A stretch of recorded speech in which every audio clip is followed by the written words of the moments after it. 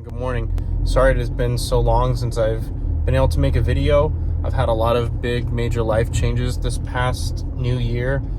For those who don't know, back in mid-January, my wife and I had our second child, Josiah. He's 2 months old now. And I've done a couple herping trips, but the trips have been pretty slow and haven't been really that productive. So flew in from Nevada. So we're gonna be herping today and tomorrow, so stay tuned.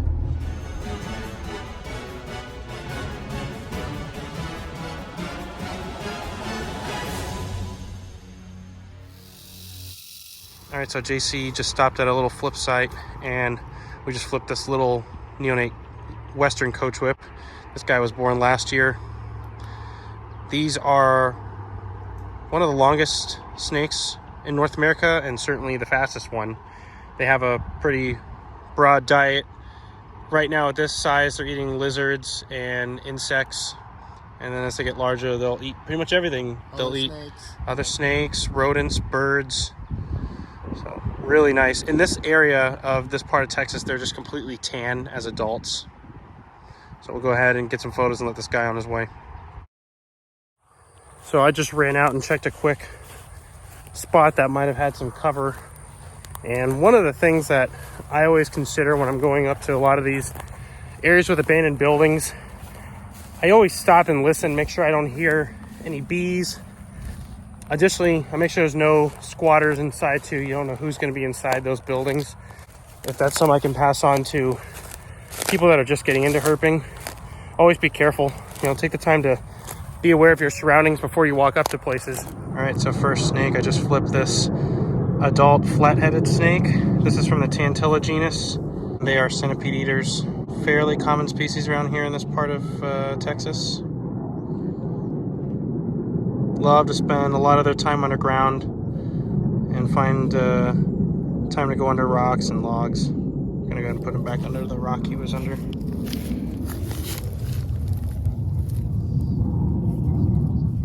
All right, here's a rose-bellied lizard. This is part of the big genus Scaloporus. That's fence lizards and spiny lizards. This is a male. It's a really pretty belly it has. Nice yellow colors. This is a male and it's breeding colors. It's spring here in South Texas now. All right, so just stopped by this little ditch and there was two of them, but I managed to get a hold of one. This is the red stripe ribbon snake, a relative of the garter snake, same genus, Thamnophis. This one is Proximus. This is the species for this one. These guys eat frogs, tadpoles, fish, earthworms. Very common around here. Very friendly, beautiful snake. All right, walking along this ditch, got this juvenile checkered garter snake here. This was last year's baby, and he's got a little meal in him, probably a tadpole.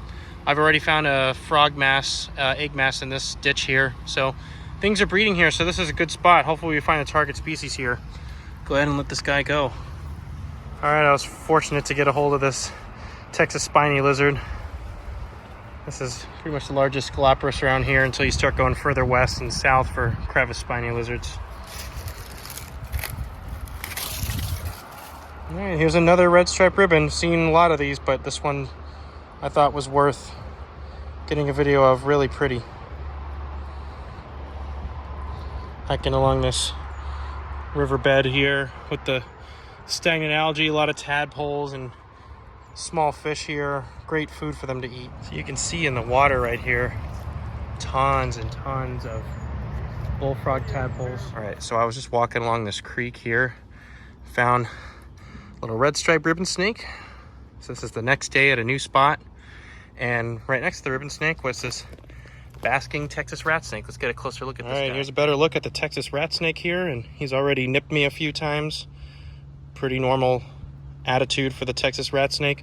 Very common, and a lot of them can be really attractive snakes. This one is certainly no exception to that. Really nice looking snake, got nice yellow and orange colors. These guys are really common all throughout Texas and Louisiana where they range. Excellent climbers. These guys are really good snakes to have around, just like any other snake, but these guys spend a lot of time eating rodents and birds, their eggs, He's gonna chew on me. Don't do it. Oh, he's chewing on me. All right, well, I think I've disturbed this guy enough. I'll go ahead and let him get back to what he was doing.